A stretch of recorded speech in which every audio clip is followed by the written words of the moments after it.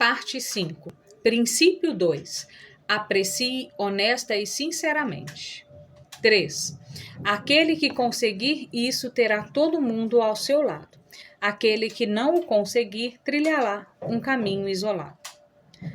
Todos os verões vou pescar no Manho. Pessoalmente, sou um apaixonado pelos morangos com creme, mas sei que, por uma razão estranha, os peixes gostam mais de minhocas. Por isso, quando vou pescar, não penso sobre o que mais me agrada. Penso sobre a predileção dos peixes. Meu primeiro cuidado é não iscar um anzol com morangos com creme. Penduro sempre uma minhoca ou um gafanhotozinho no anzol e passo em frente dos peixes, perguntando-lhes: vocês não gostariam de provar tal comida? Por que não usar o mesmo senso prático no pescar os homens?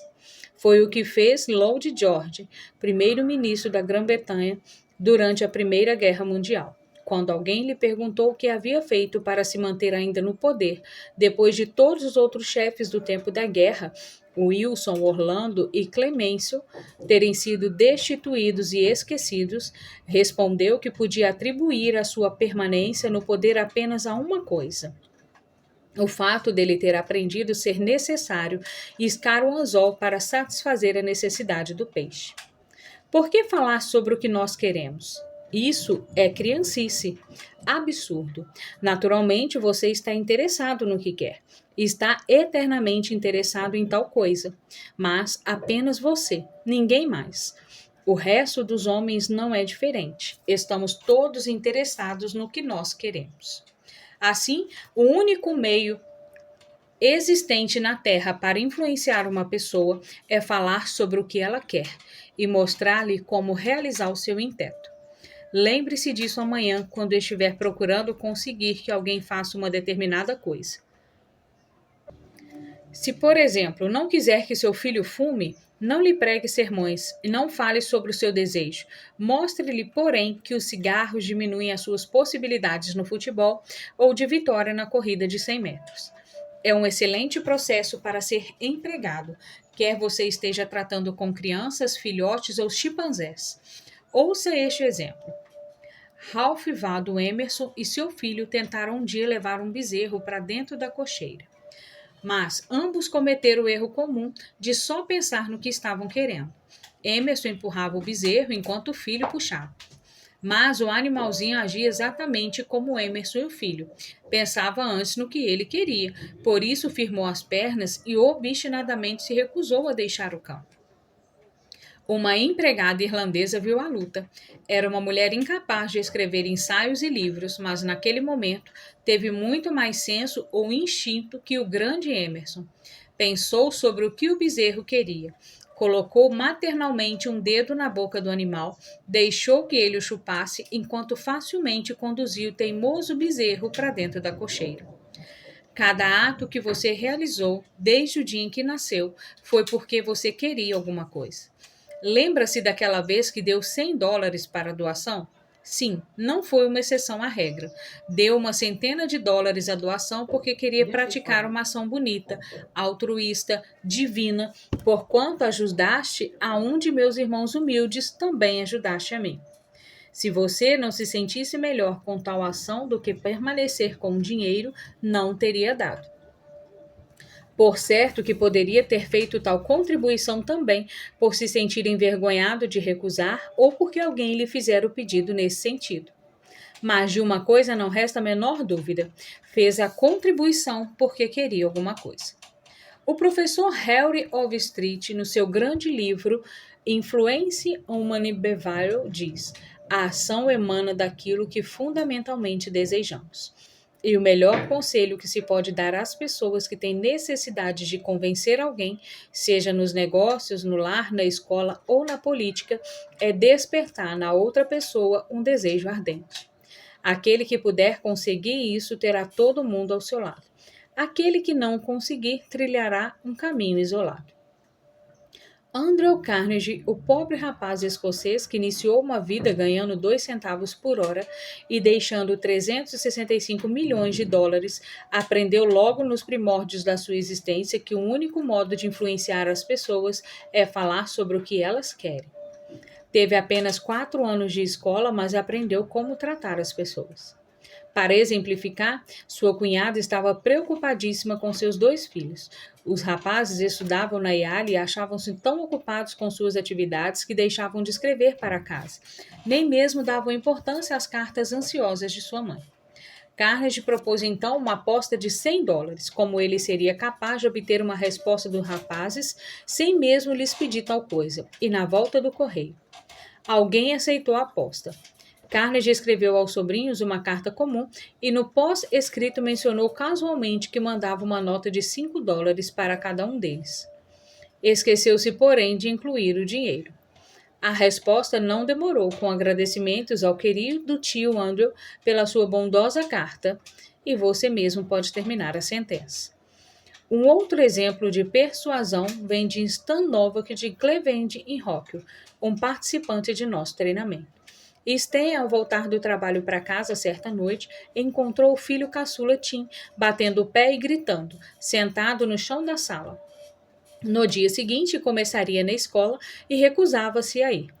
A reação normal de Stan seria mandar o menino subir para o quarto e dizer-lhe que seria melhor para ele mudar de ideia. Naquela noite, porém, percebendo que essa atitude só complicaria a situação, obrigando o menino a ir mal-humorado à escola, Stan sentou-se e refletiu. Se eu estivesse no lugar de Tim, por que motivo deveria estar morrendo de vontade de ir?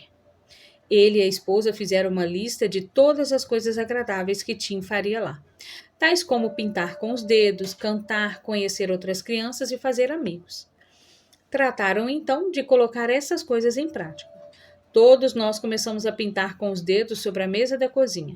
Minha esposa Lil, meu outro filho Bob e eu mesmo, todos nos divertindo. Dali a pouco, Tim apareceu e ficou num canto. Não tardou em pedir para participar. Oh, não, primeiro você vai para a escola aprender a pintar com os dedos, depois vem pintar com a gente. Em seguida, tentando ser entusiástico ao máximo, falei sobre as coisas listadas em termos que ele pudesse compreender. Enfatizei que ele se divertiria muito na escola. Na manhã seguinte, para surpresa minha, não fui o primeiro a me pôr fora da cama. Quando desci para a sala, encontrei Tim dormindo sentado numa poltrona. O que está fazendo aqui? Perguntei. Estou esperando a hora de ir para a escola. Não quero chegar atrasado. O entusiasmo de toda a família despertara em Tim uma disposição que jamais teríamos conseguido através de discussões e ameaças. Amanhã, você quer persuadir alguém a fazer alguma coisa? Antes de abordar o assunto, faça a si mesmo a pergunta: como poderei fazer com que ele queira isso? Uma pergunta assim evitará a nossa pressa, a falta de tato com as outras pessoas, tagarelando futilmente apenas sobre nossos desejos. Certa vez, aluguei um grande salão de bailes em um hotel de Nova York para, durante 20 noites em cada estação, nele realizar uma série de conferências. No começo de uma estação, fui subitamente informado de que teria de pagar quase 3 vezes mais que o preço anterior. Tal notícia chegou ao meu conhecimento depois de já estarem os bilhetes impressos e distribuídos e feito todos os anúncios. Naturalmente, eu não desejava pagar o aumento, mas como falar no hotel sobre o que eu queria? Os proprietários estavam interessados apenas no que eles desejavam. Assim, alguns dias depois, fui ver o gerente. Fiquei um pouco chocado ao receber sua carta, disse eu. Mas, apesar de tudo, não o condeno por isso. Se eu estivesse no seu lugar, provavelmente teria enviado uma carta idêntica. Seu dever como gerente do hotel é conseguir todos os lucros possíveis. Se não fizer isto, pode e deve ser demitido. Agora, deixe-me tomar um pedaço de papel e mostrar-lhe as vantagens e desvantagens que lhe advirão se insistir no aumento do aluguel. Tomei então uma folha de papel e tracei uma linha no centro intitulada uma coluna Vantagens e outra Desvantagens. Escrevi abaixo do título Vantagens as seguintes palavras: Salão de bailes livres. Então acrescentei: o senhor contará com a vantagem de ter o salão de baile livres para alugar para danças e convenções. É uma grande vantagem para negócios como este, que renderão muito mais do que o senhor pode conseguir com uma série de conferências. Se eu alugo seu salão de bailes durante 20 noites no curso de estação, é certo que isso acarretará a perda de alguns negócios mais rentáveis para você. Agora, Deixe-me apontar as desvantagens. Primeiro, em vez do aumento de renda obtido de mim, verificará um descréscimo. É um fato que o senhor terá que riscar dos seus cálculos, pois eu não posso pagar o aluguel que está me pedindo. Serei obrigado a realizar as minhas conferências em outro local. Há ainda outra desvantagem para o senhor. As conferências atraem uma multidão de gente educada e culta ao seu hotel. É um ótimo anúncio para você, não acha? Por certo, se o senhor gastar US$ 5.000 em anúncio nos jornais, jamais conseguirá trazer tanta gente para ver seu hotel como farão minhas conferências. Não pensa que isso representa algum valor para o hotel? Enquanto falava, escrevi as duas desvantagens na respectiva coluna e entreguei a folha de papel ao gerente, dizendo: Gostaria que o senhor estudasse cuidadosamente as vantagens e desvantagens que advirão para você e depois me enviasse a sua decisão final. No dia seguinte, recebi uma carta comunicando que o aluguel seria aumentado apenas em 50% e não em 300%, como fora proposto. Pense bem, consegui a redução sem dizer uma palavra sobre o que queria. Falei todo o tempo sobre o que a outra pessoa queria e como conseguir. Suponha que eu tivesse feito o que é natural e humano, que tivesse entrado furioso no gabinete do gerente e lhe dissesse: que significa este aumento de 300% quando o senhor sabe que já estou com os bilhetes de entrada distribuídos e todos os anúncios feitos? 300%? Ridículo, absurdo, não pagarei. O que aconteceria? Uma discussão teria sido iniciada, aumentando a ira, a tensão e as explosões. E todos sabem como terminam as discussões. Mesmo que eu tivesse convencido do erro, o seu amor próprio não permitiria que recuasse e me fizesse a concessão.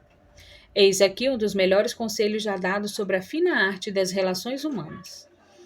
Se há algum segredo de sucesso, disse Henry Ford, ele consiste na habilidade de aprender o ponto de vista da outra pessoa e ver as coisas tão bem pelo ângulo dela como pelo seu. A afirmação é tão verdadeira que vou repeti-la.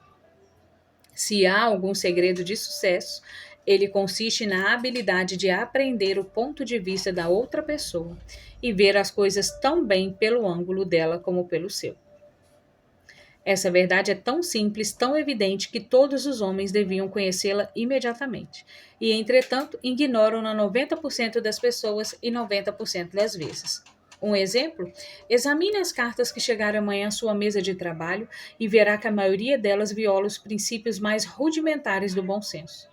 Tomemos, por exemplo, uma carta escrita pelo chefe do departamento de rádio de uma agência de publicidade. Essa carta, ou melhor, essa circular, foi dirigida a cada um dos diretores das estações de rádio de todo o país. Darei, entre parênteses, meus comentários para cada parágrafo. Senhor John Black, Blankville, Indiana. Caro Sr. Black, a companhia deseja conservar a liderança que sempre ocupou nos domínios da publicidade e do rádio.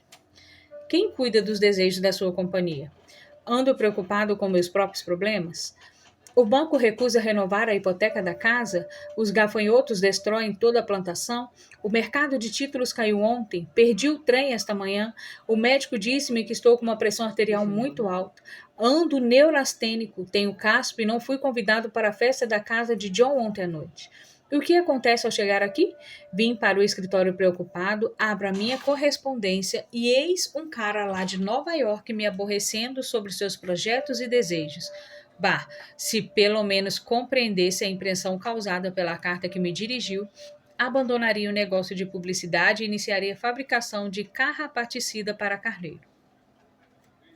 Foi a publicidade nacional, difundida pelos nossos associados, que possibilitou a base do primeiro trabalho completo sobre publicidade nesse gênero.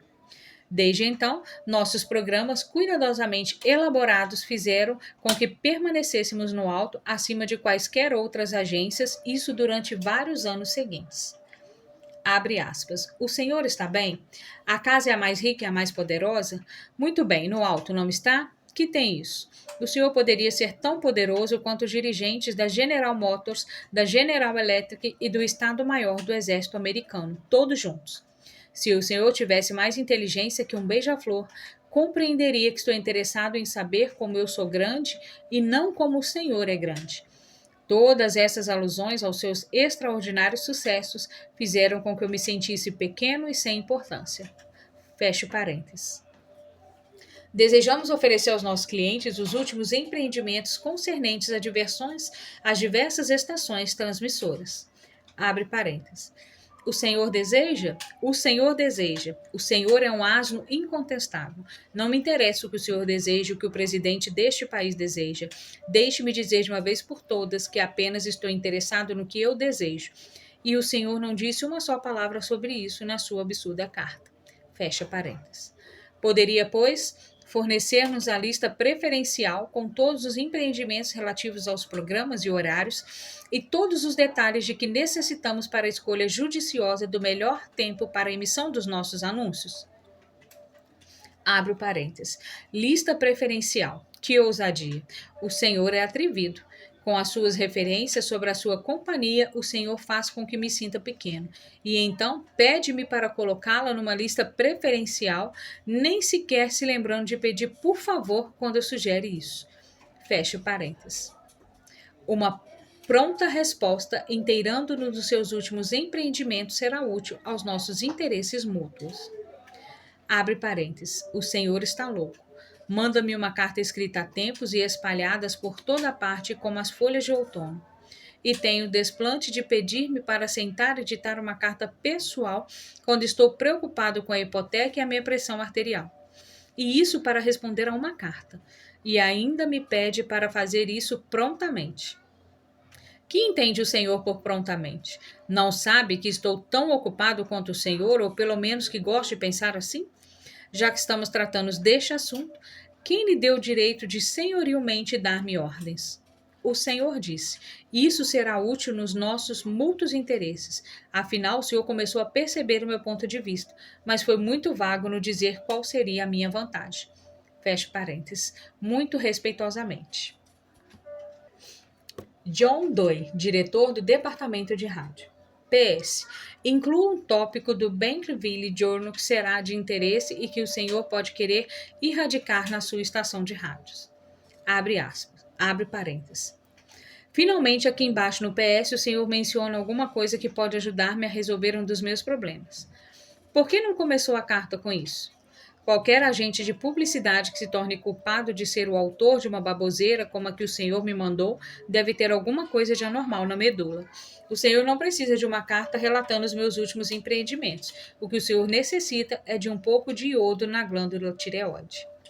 Fecha parênteses. Ora, se um homem que se dedica à sua vida à publicidade e se apresenta como um técnico na arte de influenciar as pessoas para comprar, escreve uma carta dessas, que podemos esperar de um açougueiro, de um padeiro ou de um mecânico? Eis aqui uma carta escrita pelo superintendente de uma grande companhia de cargas a um estudante de um dos meus cursos, Sr. Edward Vermeulen. Qual o efeito causado pela mesma no homem a quem missiva era dirigida? Leia e depois direi. Atenção, Sr. Edward Vermeulen, cavalheiro. Os serviços de nossa estação de transbordo estão sendo prejudicados porque uma porcentagem do material das suas encomendas é despachada para nós quase à noite. Tal situação resulta para nós em congestionamento, trabalho extra de nossa parte, demora de caminhões e, em alguns casos, demora até nos embarques. Em 10 de novembro, recebemos um lote de 510 peças da sua companhia chegando às 16h20. Solicitamos sua cooperação para evitar os futuros inconvenientes ocasionados pela remessa tardia da carga. Poderíamos pedir-lhe que nos dias em que os seus embarques têm um volume tão grande como na data referida, nos mandasse os caminhões mais cedo ou nos mandasse uma carga da parte no meio-dia? A vantagem que poderia advir para o senhor, uma vez tomada tal providência, seria uma descarga mais pronta dos seus caminhões e a segurança de que as suas mercadorias seguiriam no mesmo dia do recebimento. Muito atenciosamente, J.B. Superintendente. Depois de ler a carta, o senhor Vermeulen, diretor de vendas de Azerega Sons, mandou-a para mim com o seguinte comentário. Esta carta deve ter o efeito contrário do pretendido. Começa descrevendo as dificuldades da companhia de cargas, a quais não nos interessa falando de um modo geral. Nossa cooperação é então requerida sem se levar em conta se há ou não inconvenientes para nós. E, finalmente, no último parágrafo, menciona-se o fato de que, se cooperássemos, isso significará uma descarga mais rápida dos nossos caminhões, com a segurança de que a carga seguirá no mesmo dia da entrega. Em outras palavras, o que mais nos interessava veio mencionado por último, e o efeito total foi gerar um espírito de antagonismo maior que o de cooperação. Vejamos se é possível escrever de novo e melhorar essa carta. Não percamos tempo falando dos nossos problemas. Como Henry Ford advertiu, aprendamos o ponto de vista alheio e vejamos as coisas pelo seu ângulo tão bem como pelo nosso. Eis o meio de fazer a revisão. Pode não ser o melhor, mas veja-se já não há uma diferença. Prezado Sr. Verme, a companhia de Vossa Senhoria tem sido uma das melhores clientes durante 14 anos. Naturalmente, estamos muito gratos pela preferência e temos o máximo de interesse em dar-lhe o mais rápido e mais eficiente serviço que bem merece. Entretanto, custa-nos confessar que tal coisa não é possível quando seus caminhões nos trouxerem grandes carregamentos quase ao anoitecer, como aconteceu no dia 10 de novembro último. Por quê? Simplesmente porque muitos outros clientes também fazem as suas entregas de tarde. Como é natural, isso causa congestionamento, o que significa terem os seus caminhões parados um tempo enorme no cais e algumas vezes mesmo terem sido seus embarques adiados. Isso é mal, mas como pode ser evitado? Fazendo entregas no cais pela manhã, quando possível, o que permitirá que seus caminhões possam movimentar-se com facilidade, sua carga merecerá imediata atenção e os seus empregados poderão regressar cedo para o jantar em casa, deliciando com seus magníficos macarrões de sua fabricação. Se levarmos em conta o momento da chegada das suas entregas, estaremos sempre atentos para tudo fazer ao nosso alcance, a fim de servi-lo prontamente. Vossa Senhoria é um homem muito ocupado. Rogamos não desviar a atenção dos seus afazeres para responder a presente nota. Atenciosamente, J.B. Superintendente. Bárbara Anderson, que trabalhou num banco em Nova York, estava disposta a mudar para Phoenix, Arizona, devido à saúde do filho. Empregando os princípios que havia aprendido em nosso treinamento, escreveu a seguinte carta e enviou a 12 bancos de Phoenix. Prezado Senhor, meus 10 anos de experiência bancária seriam de interesse a um banco que cresce tão depressa quanto o do Senhor. Tenho trabalhado em várias funções no Bucket Trust Company de Nova York, o que me proporcionou alcançar meu atual cargo de gerente de agência. Adquiri muita experiência e habilidade em todas as fases bancárias, incluindo relações com depositantes, créditos, empréstimos e administração. Estarei de mudança para Phoenix no próximo mês de maio e tenho certeza de que poderei contribuir para o seu crescimento e rendimento. Estarei em Phoenix no dia 3 de abril e gostaria de ter a oportunidade de mostrar ao senhor de que modo poderei colaborar com os objetivos de seu banco. Atenciosamente, Bárbara Anderson. O leitor acha que a senhora Anderson recebeu alguma resposta a essa carta? Pois 11 dos 12 bancos convocaram-na para a entrevista e ela ainda pôde escolher que oferta aceitar. Mas por quê? A senhora Anderson não mencionou o que ela queria, mas escreveu de que modo poderia ser útil, enfocando não as necessidades dela, mas as deles. Milhares de vendedores estão enchendo as ruas hoje, fatigados, desanimados e mal pagos. Por quê? Exclusivamente porque estão sempre pensando apenas no que eles querem. Não compreendem que nem você nem eu queremos comprar coisa alguma. Se o quiséssemos, sairíamos e compraríamos, mas nós estamos eternamente interessados na solução dos nossos problemas.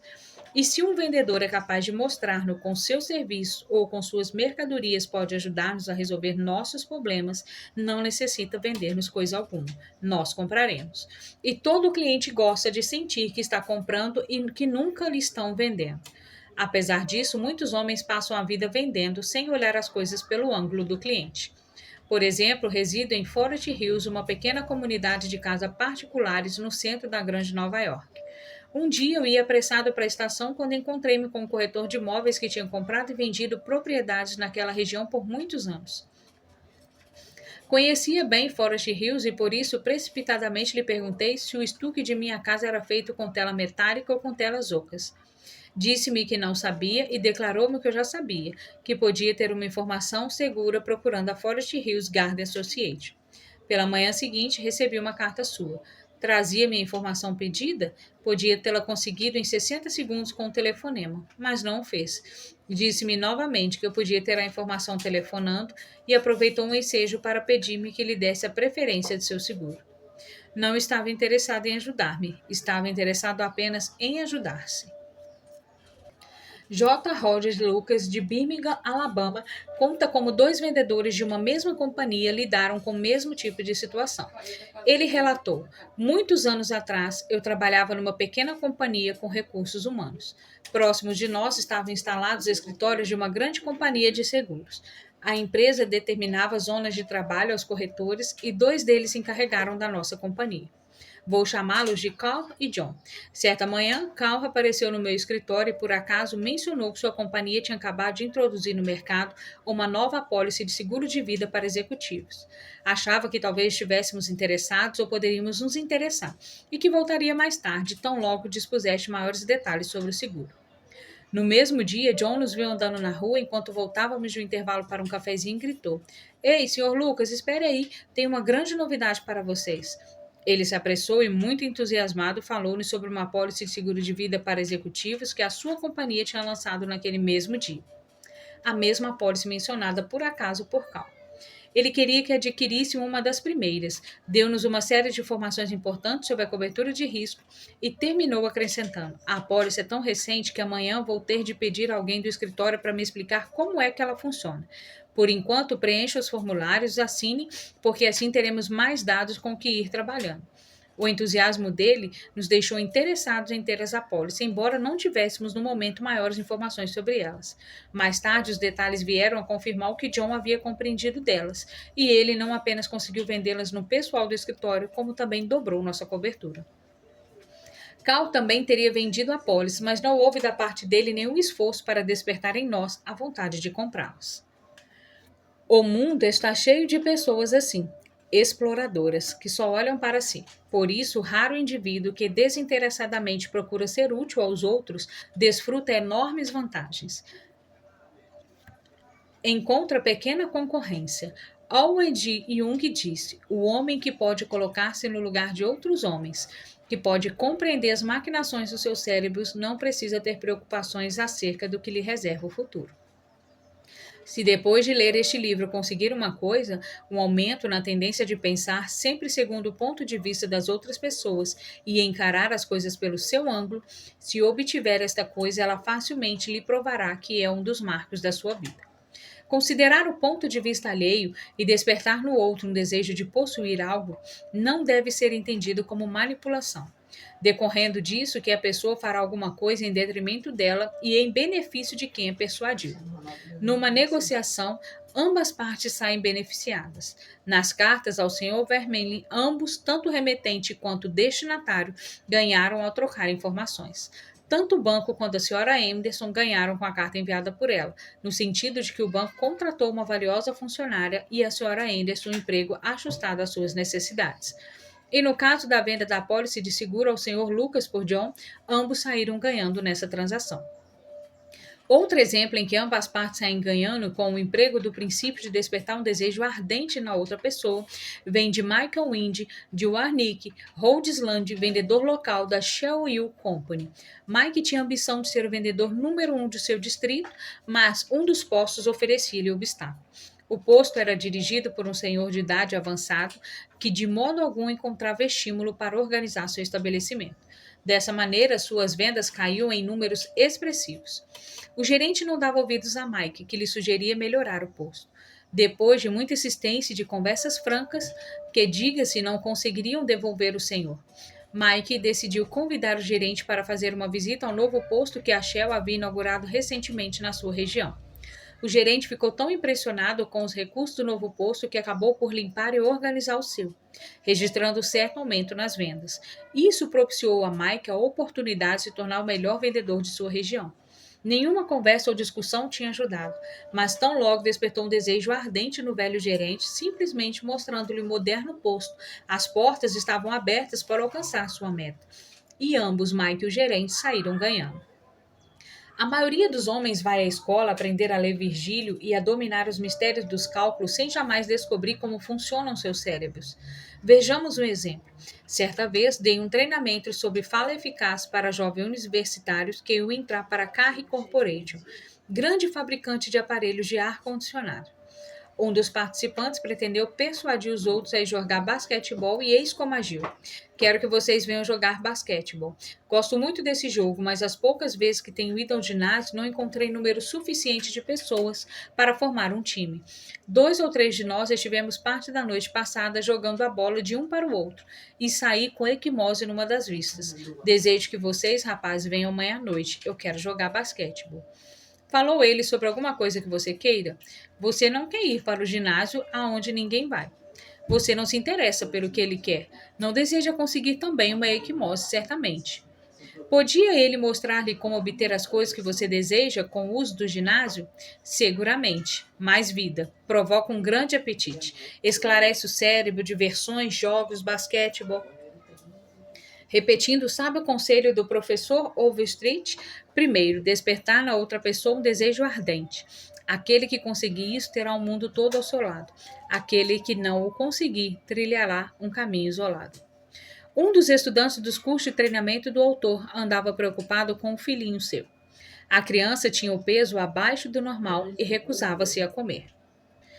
Os pais empregavam um método comum, brigavam e repreendiam. Mamãe quer que você tome isso e aquilo. Papai quer que você cresça para ser um grande homem.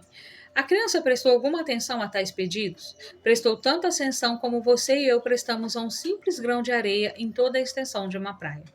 Nenhum homem com bom senso poderá esperar que uma criança de 3 anos compreenda o ponto de vista de um pai que tem 30 primaveras. Entretanto, era precisamente o que ele estava esperando. Ridículo. Finalmente compreendeu. Disse então para si mesmo: que quer o meu filho? Como poderei unir o que ele quer com o que eu quero?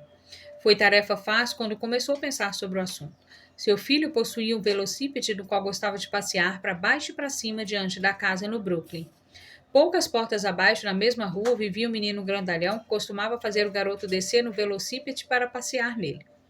Naturalmente, o garoto corria, choramingando para sua mamãe, e esta tinha de ir tomar o velocípede das mãos do grandalhão e entregá-lo novamente ao filho. Isso acontecia quase todos os dias. O que desejava o garoto? Não é necessário ser um Sherlock Holmes para responder essa pergunta. Seu orgulho, sua ira, seu desejo de ser importante, todas as mais fortes emoções de uma formação. Incitavam-no a tomar uma vingança, a dar um soco no nariz do grandalhão. E quando seu pai lhe disse que podia tirar o prestígio do garoto maior algum dia, para isso apenas precisava comer algumas coisas que a mamãe queria que ele comesse, quando seu pai lhe prometeu isso, desapareceram todos os problemas alimentares. O menino começou a comer espinafre, salsichas, peixe salgado, tudo, enfim, somente para se tornar bastante forte, a fim de surrar o grandalhão que o havia humilhado várias vezes. Depois de resolver tal problema, o pai encontrou-se diante do outro, o garoto adquirir o hábito, não muito santo, de urinar na cama. Dormia com a avó. Pela manhã, essa despertava e, sentindo o lençol molhado, dizia: Veja, Johnny, o que você fez novamente esta noite. Ele, por certo, respondia: Não, eu não fiz isso, foi a senhora quem fez. Repreensões, castigos, humilhações, admoestações reiteradas de que a sua mamãe não queria que ele fizesse aquilo. Nenhum desses processos fez com que a cama de Johnny amanhecesse seca. Perguntavam-se os pais: como conseguiremos fazer com que esse garoto não urine mais na cama? Quais eram os seus desejos?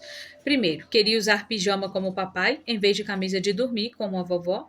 Essa, que já estava farta daquilo, ofereceu-se para comprar um pijama caso Johnny não urinasse mais na cama. Segundo, queria possuir a sua cama própria. A vovó também não fez objeções. Sua mãe o levou a uma loja no Brooklyn e, piscando para a vendedora, disse: Este pequeno cavalheiro pretende fazer algumas compras.